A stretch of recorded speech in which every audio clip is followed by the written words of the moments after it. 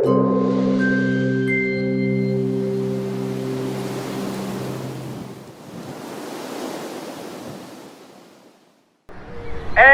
not what your country can do for you. Ask what you can do for your country.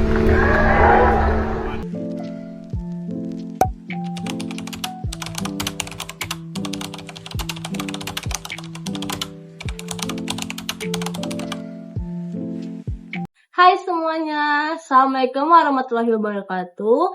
Perkenalkan, nama saya Nindi Pindosi dengan NPM 22010022 dari Fakultas Hukum Universitas Profesor Dr. Azairid SH, Provinsi Bengkulu. Video ini saya buat untuk menyelesaikan tugas mata kuliah hukum pajak yang diampu oleh dosen Bu Mona Agustinane di SHMH. Dalam video kali ini, saya akan menjelaskan 3 materi tentang pajak. Yang pertama yaitu PBB pertambangan, yang kedua PBB, yang ketiga adalah pajak rokok. Langsung saja ke materi yang pertama. Yang pertama yaitu menjelaskan PBB pertambangan. PBB pertambangan adalah pajak bumi dan bangunan yang dikenakan oleh bumi dan bangunan di sektor pertambangan. Objek PBB pertambangan yaitu yang pertama, pajak minyak dan gas bumi yang disingkat migas, kedua pajak panas bumi, dan yang ketiga pajak mineral dan batu bara yang disingkat menjadi minerba. Subjek PBB pertambangan itu sendiri yaitu orang pribadi atau badan.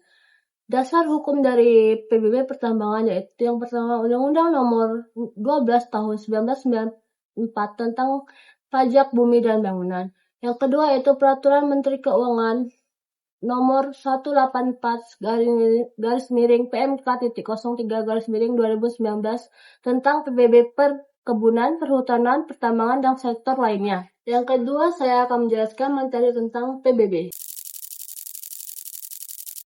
Pajak bumi dan bangunan atau sering disebut PBB merupakan suatu biaya yang harus disetorkan atas keberadaan tanah dan bangunan yang memberikan keuntungan dan kedudukan sosial ekonomi bagi seseorang atau badan. Pajak bumi dan bangunan merupakan sifat kebendaan yang artinya tarif pajaknya harus dibayarkan melalui bumi dan bangunan yang ada.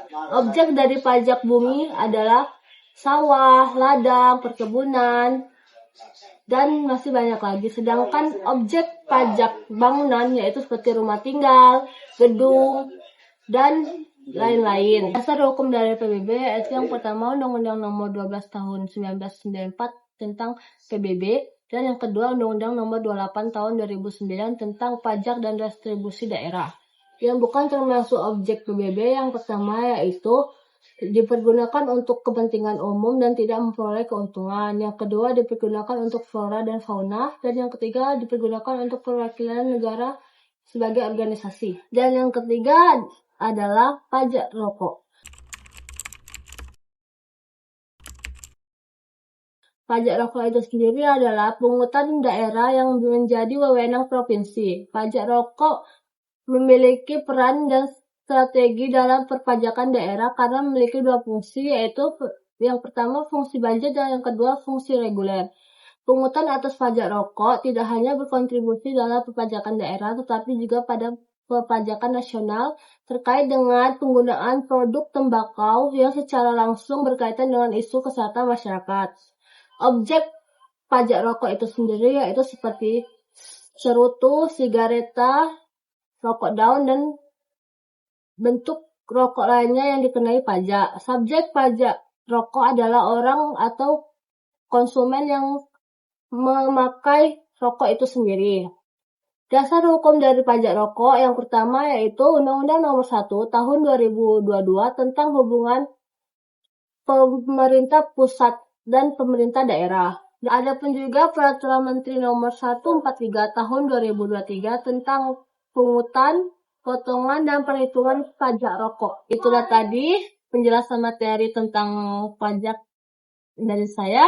Semoga bermanfaat untuk kalian semua. Terima kasih telah menonton video saya. Bye-bye. Assalamualaikum warahmatullahi wabarakatuh.